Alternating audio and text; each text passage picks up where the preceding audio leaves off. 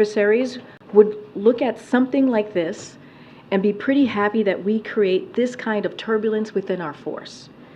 As CNN reported this morning, the senator's own constituents in Alabama are speaking out against this attack on our military. This is what Greg Black said, an Air Force veteran who supported Senator Tuberville in 2020. This is what he had to say, and I quote, "When you start politicizing how to promote, I think we're stepping into the wrong territory," end quote. I'll also quote Gary Counts, another veteran who described himself as a conservative, to CNN. And I quote, "I just don't think that you would hold the national security hostage over an abortion issue." Now, the former commander of Redstone Arsenal in Huntsville, Alabama, retired General Jim Rogers, Highlander of Redstone Arsenal in Huntsville, Alabama, retired General Jim Rogers, highlighted that Senator Tuberville is right now depriving that base of a confirmed commanding officer, saying, "I am very concerned our senator is getting led down a path that he does not understand the full impact for the military, and I just recommend that he reconsider that." And the sister of a man currently serving in uniform, who withheld her name out of concern for her brother's career, told CNN, and I quote, "He is very proud of his career in the military, but he was telling me that he's still in limbo. Nobody wants that stress and that pressure of not knowing if you're going where you're going within the next couple of months." Across the nation, across the political spectrum, Americans are deeply concerned at the damage Senator Tuberville's holds can have on our armed services and our military spouses and the children of service members with this disrespect to our national security and our military. As the president said in Helsinki last week, Republicans in Congress should step up and speak out.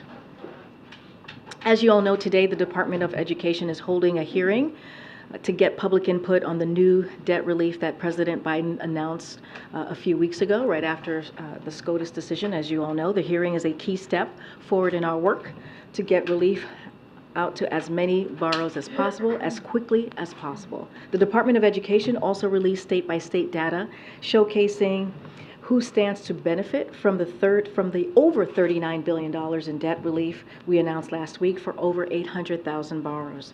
These are borrowers who had been making payments for decades, but were never given the relief they were promised. So that's what we saw with our announcement last week. These borrowers are owed this relief, yet Republican elected officials, including those who had no problem with the government forgiving billions of dollars in business loans, are still objecting to, including their own constituents. A couple of examples here. Representative Lisa McClain of Michigan said, "Come hell or high water, I will fight this." Now, there are more than 26,000 borrowers from Michigan are eligible for this relief. Representative Virginia Foxx of North Carolina said, "We're hurting borrowers, but more than 24,000 borrowers from North Carolina stand to benefit from this relief." So congressional Republicans have made it clear they will stop at nothing to block relief for middle-class borrowers, including their own constituents. But President Biden isn't backing down either. No president has fought harder for student debt relief, and guess what? He is not done yet. Also today, Russia attacked Ukrainian ports in Odessa, Mykolaiv, just one day after Russia suspended its participation in the Black Sea Grain Initiative. By attacking Ukrainian ports and effectively establishing a naval blockade to prevent Ukrainian grain and foodstuffs from going to global markets, Russia is exacerbating food scarcity in some of the most food insecure regions of the globe, like the Horn of Africa and the Sahel and Yemen. As UN Secretary General Antonio Guterres said, Russia's action will strike a blow to people who need it the most. The United States will continue to support Ukraine's effort to get Ukrainian grain to the people that desperately need it. And finally, I'm excited to share with all of you the latest action under President Biden's leadership to protect American consumers. Today, in partnership with the FCC, we're launching a cybersecurity certification and labeling program, U.S. Cyber Trust Mark, to help Americans more easily choose smart devices that are safer and less vulnerable to cyber attacks. We've all heard concerns about the security of wireless devices. This new program will help give Americans greater peace of mind that the devices they're bringing into their homes, classrooms, or workplaces are safer and more secure. Already, 19 leading manufacturers and retailers, including Amazon, Best Buy, Google, Samsung, Logitech, and more, have announced their support for the program. In 2024, the program will be up and running, and soon after, Americans will be able to look for the Cyber Trust Mark's distinct shield. Just like the logo on the screens behind me, across common household devices such as baby monitors, home security cameras, fitness trackers, and smart TVs, and refrigerators of all price ranges. The logo will indicate to Americans shopping online or in stores that device they're buying meets the U.S. government's cybersecurity requirements and is less vulnerable to cyber attacks. This is another key step by the Biden administration to ease the concerns of hardworking families, from cracking down on hidden junk fees to strengthening cyber protections and protecting the privacy of people in their own homes. With that, oh, you are not Zeke, you are Josh. I am. Hi, Josh. If it makes it easier, you can just call me. That's fine. No, I'm going to call you by your given name. Go Okay. ahead, Josh. Three subjects. First, the U.S. soldier who crossed the border into North Korea. AP is reporting that he had been held in a South Korea prison and was supposed to fly to Fort Bliss, Texas to face disciplinary actions. How did he escape the airport, and is he a security risk? So a couple of things, and I know that Department of Defense, the Secretary more specifically, spoke to this moments ago, so I have a couple of things to share, and this is something that the Pentagon obviously has already shared.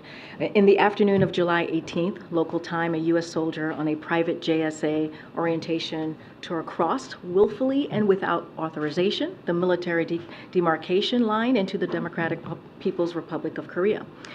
And we believe the soldier is currently in DPRK custody and are working with our North Korean counterparts to resolve this incident.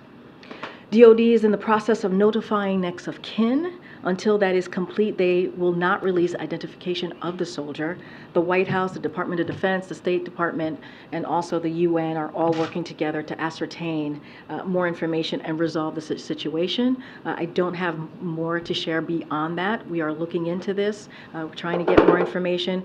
As I mentioned, the DoD has been in touch with their counterparts, as well as others who are certainly working on this together. Been in touch with the Korean People's Army, as the Department of Defense has done. Just don't have more to share beyond that. Secondly, the Houston Chronicle is reporting that Texas troopers were told to push migrant children into the Rio Grande River. What steps is the administration taking to verify this report and address the findings? So we saw those reports clearly. If they are true, it is abhorrent, it is despicable, it is dangerous, and we're talking about the bedrock values of who we are as a country, and the indecency, the human indecency that we're seeing, potentially, if this is true, is just wrong. It is just completely wrong. But I would say, sadly, it would not be surprising from a governor who, let's not forget, on Christmas Eve, put migrant children on the streets in below 0-degree temperature. That's what we saw from this governor. But again, we don't know if this is true, if the reporting is true, but it is truly troubling to hear this type of reporting. And then lastly, former President Trump received a letter from the special counsel that he's being investigated for his role in efforts to overturn the 2020 election. House Speaker Kevin McCarthy says the Biden administration has decided to, quote, weaponize government to go after their #1 opponent, end quote. I'll say weaponize government. Here's what we have done. The president respects the Department of Justice, their independence. He has been very steadfast on making sure that the rule of law comes back in this administration, comes back in the White House, and clearly the administration more broadly, and that's what you have seen. I'm just not going to comment on this particular case.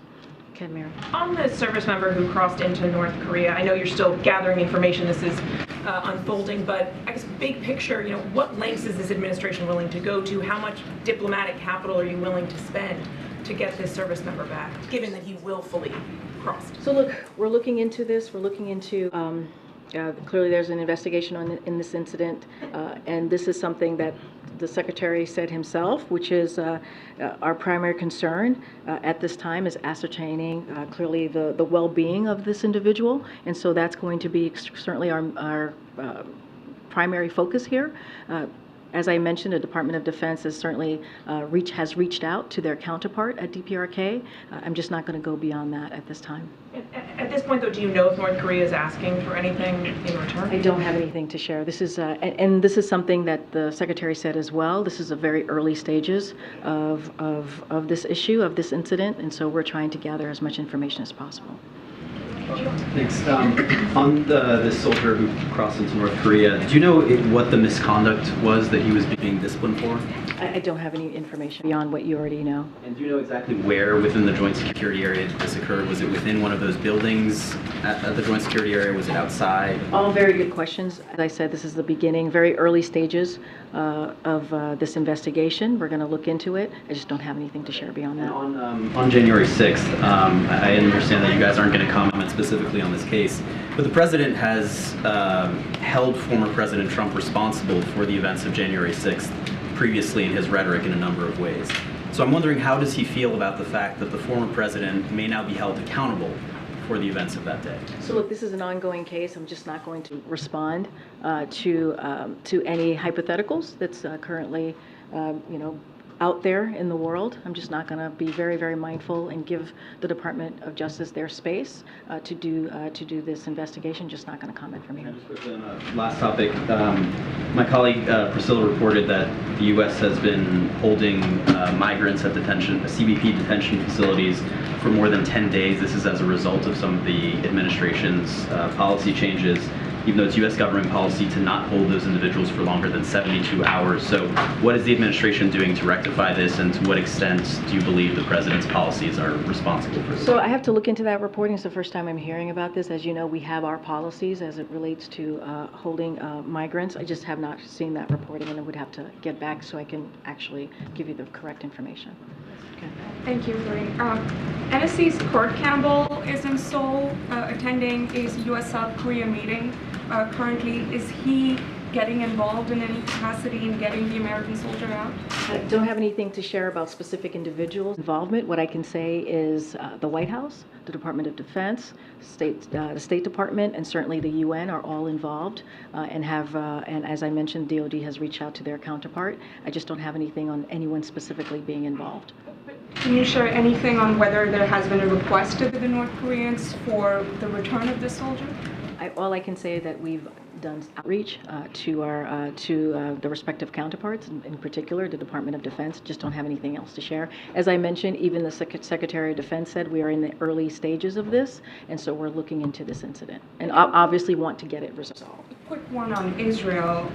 Will President Biden be asking President Herzog to sort of take any kind of message back to Prime Minister Netanyahu about the need for him to back off the Knesset vote, or get back into talks with the opposition to reach a compromise or potentially some kind of consensus on the issue of judicial overhaul? So I think in our readout, that is certainly something that the President spoke to the Prime Minister himself yesterday. So that is a topic. It was mentioned towards the end of the readout, so. But it's in the readout, correct? It's in the readout. Okay. So a couple things I do want to say, and just pretty much reiterating what the President just said moments ago during the pool spray, which is his love for Israel is deep-rooted and long-standing since his early days of government. So that's important. And one of the reasons this conversation is so important is Israel is clearly celebrating their 70th anniversary of Israel's independence, and this was an opportunity to lift up, continue that partnership at a higher level, certainly. And they're going to be talking about the advancing a more integrated, peaceful, and prosperous Middle East, which is something that the President has certainly led on and talked about over the this past year. And a couple of things: preserving the path of negotiating two-state solution is going to be on the table for discussion. The administration's new plan to counter anti-Semitism, as you all know, this past May, we announced a very comprehensive, once-of-a-kind anti-Semitism plan, which we think is incredibly important at this moment.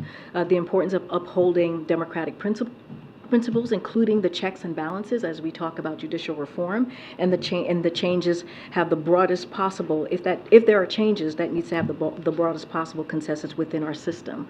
So certainly the President's going to talk about how the President of Israel himself has been involved in brokering a compromise as it relates to judicial reform. So those are the conversations that's going to be on the table, but the President has had that conversation directly with the Prime Minister as recently as yesterday. And can you confirm a venue for the meeting? Israelis are saying it's going to be at the White House with Prime Minister Netanyahu, but the White House hasn't confirmed the venue. What I can say is both the Prime Minister and the President talked about certainly continuing to be in touch, and so they're, both of their sides, right, are both governments are going, the staff on both governments are going to have those conversations. I just don't have anything to preview for you at this time. Why the hesitation in confirming? There's no hesitation. I mean, we have confirmed yesterday that they said that we're going to see each other later this year. We just haven't worked that out, and sometimes this takes a little bit of time on where that's going to be and how that's going to look. Okay, Kelly. It does appear that there's a hesitation to confer a White House meeting on Netanyahu based on just a lack of willingness to be explicit about that. I mean, I would imagine the Prime Minister will also be at the United Nations General Assembly, and that would be another potential venue that would fall into what you were describing yesterday. Is there any reason why the White House wouldn't make it explicit that a White House invitation has been extended? I mean, you just laid out there's potential other opportunities for the two leaders to meet with each other. As I've stated, that the details are going to be worked out by the different teams on what that's going to look like and where that's going to be. But they have committed to meeting and seeing each other in the United States later this year. I just don't have a specific on location. It's going to be worked out, and as soon as we know, we'll certainly share it with all of you. Can you walk us through how the President was notified about the North Korean incident, and if that generated any kind of a separate meeting for him, or was it part of the PDB? Something like this is certainly unusual, so if there's any detail you could give us about how that came about. That's a very good question. I can tell you for sure that clearly the President has been briefed, obviously. This is a type of incident that he would be briefed on, as you all know. I don't have the specifics if it was part of his PDB or a separate briefing, but certainly this is something that the President is watching very closely and will be kept updated. Should we anticipate a call to South Korea or other partners in the region as a result of this? So one thing I can say is that I don't have any calls to read out to anybody that the President's going to be calling specifically in either North Korea or South Korea. I can say that as it relates to our partners, we have been engaging certainly with Sweden and South Korea, but I don't have any calls to lay out specifically for the President. Karine, thank you.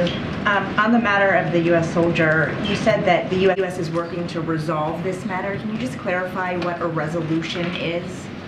Well, I mean, resolve this incident, resolve this matter to get to the bottom of exactly what happened. There is an investigation that's currently occurring. There has been outreach from the Department of Defense, right, as I mentioned, to their counterparts over at the Korean People's Army. You have the State Department, you have the Department of Defense, you have the UN and the White House all working together to resolve this. Resolving this is basically getting to the bottom of exactly what happened, and that is important for us to know. I just don't have more to share, and once we do, we'll certainly share the information. Bringing him home, because well, we have also said, look, he's an American citizen. That is important to note, right? As we know, as a soldier, we have also said our primary concern at this time is ascertaining his well-being and getting to the bottom of exactly what happened and what occurred. I'm just going to say what Secretary Austin said moments ago. He's absolutely concerned about the welfare of his troops, right? That is something that, as the Secretary of Defense, that he is concerned about, and this will develop in the next several days and hours, and certainly we'll keep you posted, and that is coming directly from the Secretary of Defense. Are you working under the assumption that this soldier wants to come back to the U.S., or do you know that for certain? I'm not working under any hypotheticals or any assumptions. What we're doing is trying to, there's going to be an investigation into this incident. I certainly don't want to get into hypotheticals, speculations of what occurred or how we ended up here. We just want to make sure that we get to the bottom of this. And then quickly on another topic, we were informed shortly before going into the Oval Office that several members of the Israeli delegation tested positive for COVID. Can you tell us whether President Herzog was tested before his meeting, given the close proximity to President Biden? So as you know, we have testing protocols anytime somebody meets with the president. So I can tell you that anybody who meets with the president does indeed get tested. I do. We all do. Any specifics, additional questions about what occurred amongst the Israeli delegation, I would certainly refer you to them. Thank you. We're not in danger though, right? Thanks, Karine.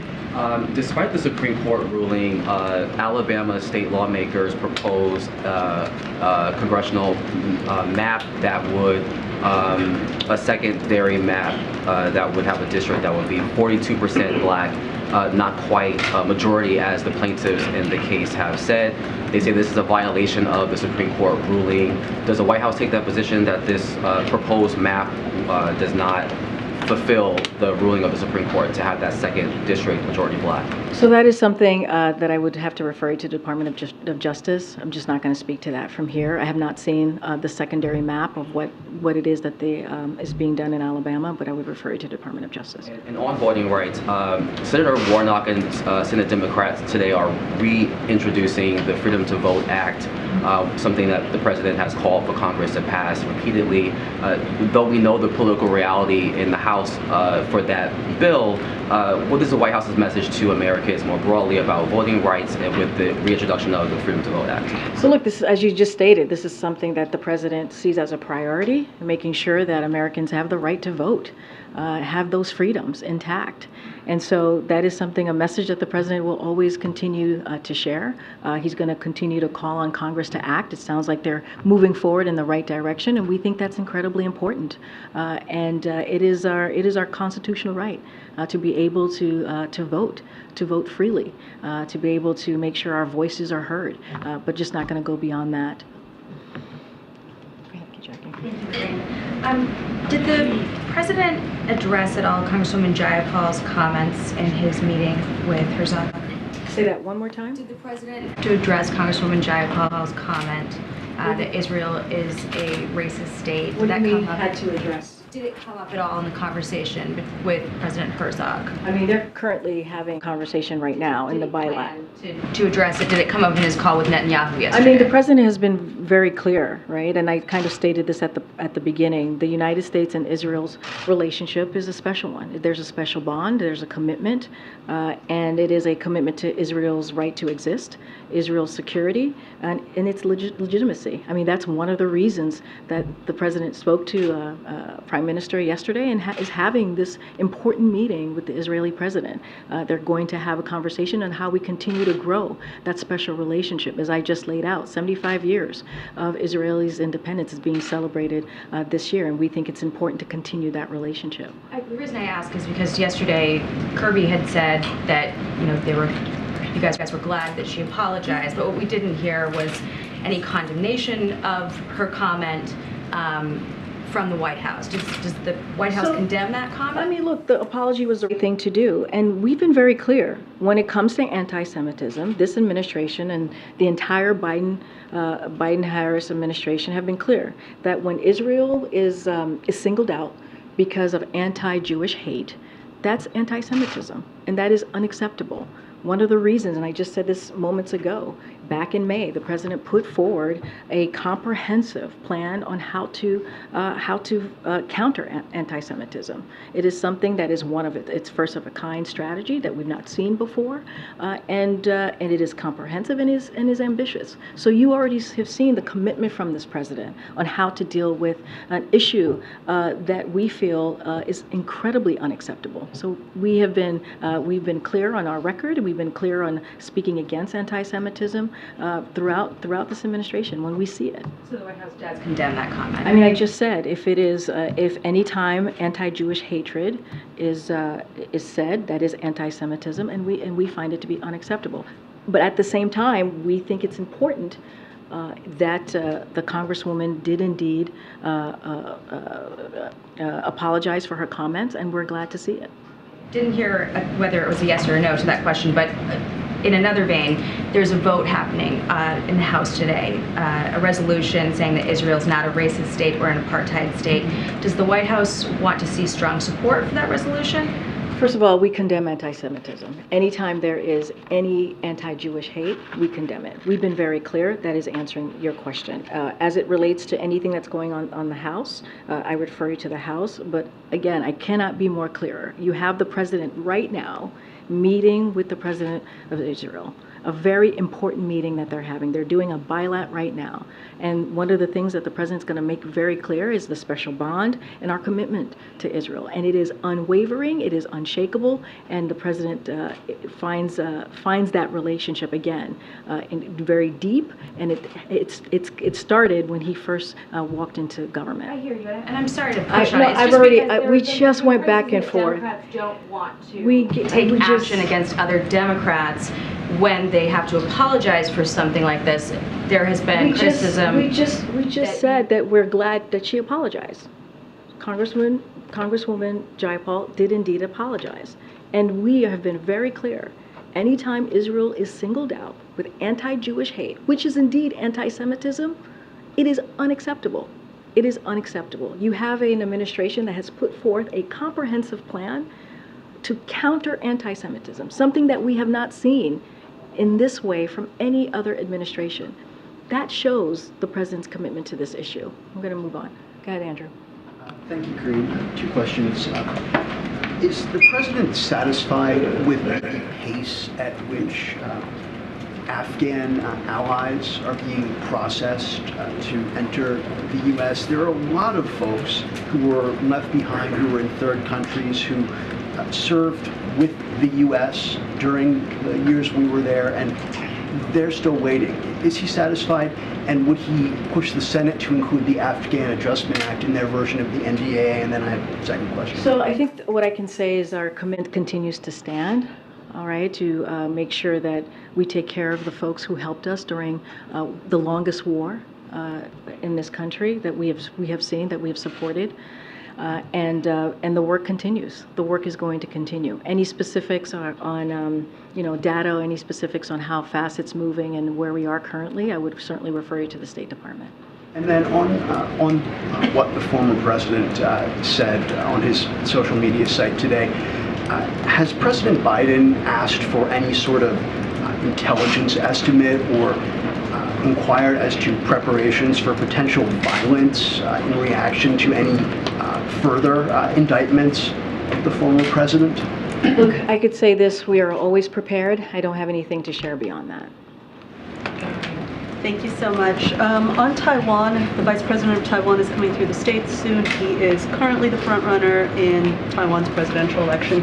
Just wondering if any American high-level officials plan to meet with him and what messages they plan to convey to this leader as he comes to the States. So a couple of things. So we expect the Vice President, Lei, will transit the United States on the outbound and return legs of his trip to Paraguay in August. That's what we're expecting. This is a routine given the distances involved. Transits are not visits. They are, as you know, we've talked about this many times. From here, unofficial transits by Taiwan vice presidents are common. They have been about 10 vice presidential transit in the last 20 years. All have occurred without incident. This would be the 11th transit, and it would be Vice President Lei's second. He previously transited in 2021. I don't have anything else to share. Again, this is consistent and long-standing practices. It is the unofficial nature of our relations with Taiwan and our One China policy, which remains unchanged. Don't have anything else to share. I would refer you certainly to the Taiwanese government on any meetings that they may be having. Just clarifying on the engagement between Washington and North Korea on this soldier. Is this military-to-military communication between U.S. Yes, Department of Defense, yes. Is the U.S. engaged in any direct communication with Pyongyang or any political leaders in that country? So I don't have anything outside of what the Department of Defense have shared and what we have shared. As I mentioned, the Department of Defense is certainly in touch with their counterparts. Okay, Karen. Thanks, Karine. Much of the country and parts of Europe especially are experiencing extreme heat or severe weather right now. Will the president use this moment to focus on climate change with an event or remarks? And is there something that the federal government is doing with some of these states, Arizona, Texas, to help people as they're experiencing this heat wave right now? So a couple of things, Karen. Look, we saw the multiple reporting of extreme weather over the past couple of days, especially this weekend. We're talking about flooding. We're talking about wildfire smoke, extreme heat. So we know climate change has an effect. And as you know, this president has done more than any other president to deal with climate change, to deal with the crisis that we're currently seeing. A couple of things that we are doing to help communities deal with these different extremes and extreme weather is FEMA's opening cooling centers. We're strengthening the power grid to be more resilient to extreme heat. We're bringing local officials together to discuss preparedness measures, and we're doing everything that we can to tackle the root causes of climate change. This is why the Inflation Reduction Act is so important. It is a historic legislation that is going to do the most than any other piece of legislation to tackle with this crisis that we're seeing currently. Where is FEMA doing the cooling centers, and is the extreme weather right now and this heat, is this part of the president's briefings that he's getting right now? Well, as you know, the president has been kept pretty much up to date on the extreme weather situation that we have seen over the past couple of weeks. So that's going to continue. As far as where the cooling centers is, we can certainly get that for all of you to share. Thanks, Karine. So I'm curious, in Congress tomorrow, so will the president be monitoring it at all or get updates on the House Oversight Committee where the second IRS whistleblower is going to be testifying? So the president has a busy day tomorrow.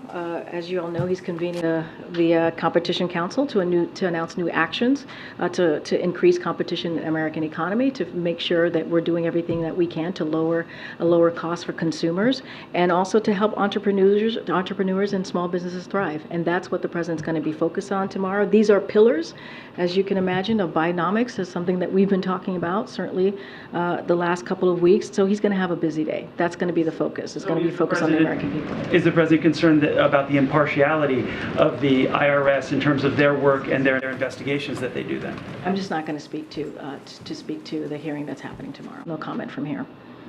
Go ahead, Michael. Thanks, back on the Houston Chronicle article on the border, what, if anything, is the administration doing to verify those reports? The reports on the border. Yeah, the numbers. Yeah. Okay. Yeah, Which part? Can you say more? The part about the pushing them, excuse me, the pushing them in the river. Okay. So this is about Abbott you're talking about. I just want to make sure because there's a lot of things happening at the border. Okay.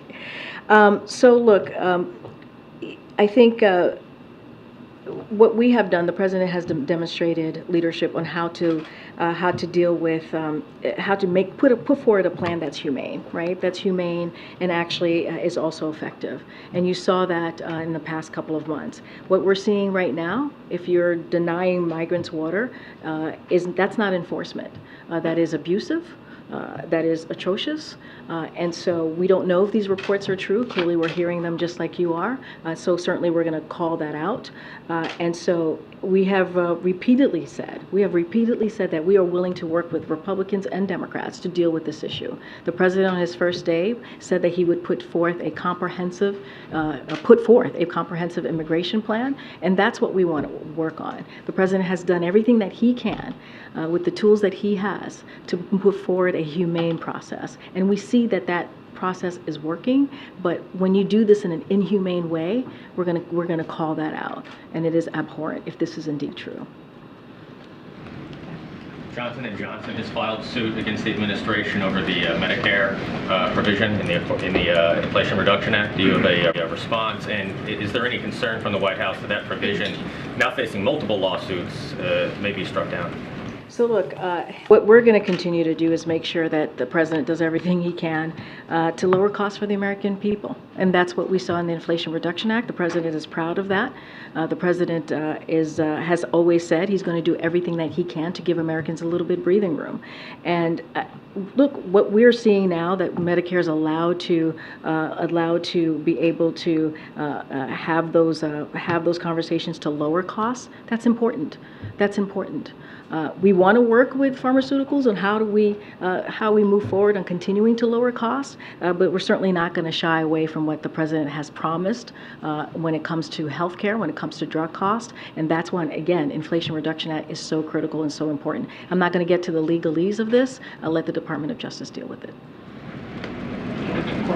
Thank you. I wanted to ask about Julie Su.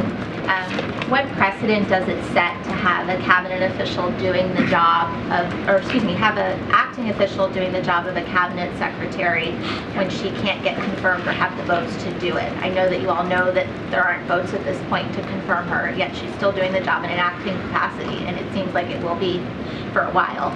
Well, I can't speak to the timeline. What I can speak to is we are committed. The president's committed to get her through. He nominated her because he believed that she was eminently qualified to do the job, and she has done it in a brilliant way. Let's not forget the major labor agreements that she was able to do with the West Coast ports. That's something she did as acting, and let's not forget that what that would have done. That would have hurt our supply chain. And so she's been able to do that. And so she has strong support from businesses. She has strong support from labor. This should not be held up. She was unanimously, as you all know, confirmed as Deputy Secretary by all Senate Democrats. And so we're going to continue to push forward. I can't speak to the precedents of this or unprecedents of this. What I can speak to is our commitment to getting Julie Su through. And that's something that the president has said. His commitment to her is unwavering, and she is more than qualified to be the Secretary of the Department of Labor. Is the president okay having someone in a job that can't get confirmed by the Senate? Basically going around the Senate and putting the person you want in anyways. So look, I do want to say this, as you asked me about your first question, there's no time limit for federal vacancies. Reform Act that she is serving under, that is the act that we're able to do this, to make her acting secretary. We think, again, that she is more than qualified. That is the reason why the president appointed her. And we want to see her get through swiftly. We want her to see her get confirmed swiftly. And that's what we're going to continue to call for. Thank you. Yes, Senator Rand Paul is holding up about 5 dozen diplomatic nominations right now. He's saying it's because the Biden administration is not providing documents related to the origins of COVID. What is your message to Paul, and do you plan to provide those documents? So a couple of things, because there are some stats here that are important as what we're seeing here. The State Department currently has 62 state nominees outstanding with the Senate, including 38 ambassadorial nominees on the Senate floor, awaiting confirmation for posts in Asia, Latin America, Europe, Middle East, Africa, where U.S. leadership is desperately needed. This is what's happening. And of the 38 nominees awaiting a floor vote, all but 3 of the individuals are career foreign service. The nominees are highly qualified. They are foreign service officers who have served under multiple administrations and received bipartisan support. So there's no reason why we should not be moving with them. Holds on State Department nominees are leaving critical posts unfilled. This summer, for the first time ever, you have Egypt, you have Jordan, you have Lebanon. We'll have no confirmed U.S. ambassadors, and we remain without ambassadors in other countries as well, like African Union, UAE, Rwanda, Somalia, and Haiti. So unfortunately, these nominees are under a blanket hold, as you just stated, from Senator Paul. The Department of State has cooperated extensively with the senator. They have provided documents and other information, but he continues to block all state nominees for no reason, because they have worked with the senator, they have provided documents, and he continues to block them. Topic. Congressional Republicans have been asking for more information about why Rob Malley was put on a leave of absence and had his security clearance revoked, I think, about a month ago. Do you have any information on that for us? I would refer you to the State Department. They would have more information on that. Go ahead, Alex. There are, I think, 4 members of the House who are going to boycott President Herzog's address tomorrow, and one of them, Representative Cori Bush, said that the Israeli government is enforcing an apartheid state and that it shows no respect for human rights. So by your definition, is what Representative Bush said anti-Semitic? Look, what I can say is that the president has a long-standing relationship with Israel. He is committed to their security, committed to continuing that relationship, hence why he is meeting with the President of Israel. And so that is what's important. I cannot speak to other congressional members in the House. That is for them to speak to why they choose to boycott or to do whatever it is that they're doing today. But what we can speak to is our commitment, our longstanding commitment to Israel, our longstanding support to Israel, and that is something that the President will continue to be committed to. Okay. The congressional picnic is tomorrow, and I'm just wondering, are all members invited, including those that may have some different perspectives from the White House on investigations in particular? So I'm not going to speak to, just be careful here, not speak to investigations. Look, we have consistently invited not just Democrats, but Republicans to the White House. You all know this. You have seen them walking around or them invited to events here. That is not unusual. So that is something that we will continue to do. I just don't have anything else to share beyond that. Go ahead. Thank you, Karine. Media reported today that Turkey and Saudi Arabia are holding secretive talks to return Ukrainian children taken by Russia. Are you aware of these talks? All I heard is Turkey and Saudi Arabia. Okay. Are holding secret talks to return Ukrainian children taken by Russia. Are you aware or in contact with these two countries? I don't have anything to share on that particular question. One more question. South Africa asked the International Criminal Court to not arrest President Putin, who is supposed to visit the country next month. What do you make of that? Can you say the beginning of the question? South Africa asked the International Criminal Court not to arrest President Putin, who is visiting the country. Not to arrest him? Yes, okay. Because they are a signatory to the International Criminal Court. What do you make of that? Well, we've all seen with our own eyes in your reporting what Putin has done to Ukraine, the devastation that he has caused.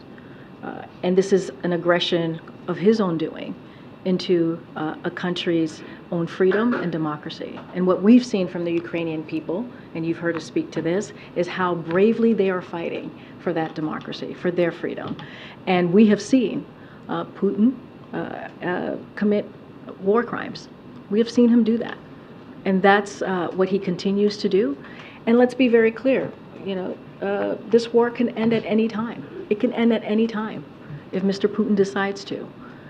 And what we are committed to, what we will say and speak to over and over again, as you heard from the President during his press conference in Helsinki, is our commitment to the Ukrainian people as long as it takes to help them continue to fight bravely for their democracy and for their freedom. And that's our commitment. Thanks, everybody. Thank you. See you tomorrow.